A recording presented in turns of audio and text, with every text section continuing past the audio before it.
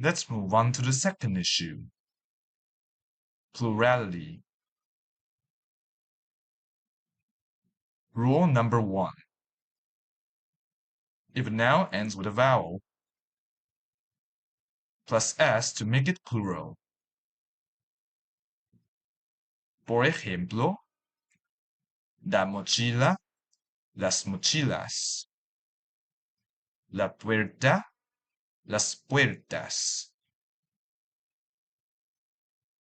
El cuaderno, los cuadernos. Rule number 2. If a noun ends with a consonant, plus es at the end to make it plural. Por ejemplo, el cristal, los cristales. La pared, las paredes. El país, los países. Rule number 3. If noun ends with a z, drop z and add ces to become plural form. Por ejemplo, el lápiz, los lápices. La nariz, las narices. La luz, las luces. Rule number 4. If a noun ends with a vowel with accent marks, plus es at the end to make it plural.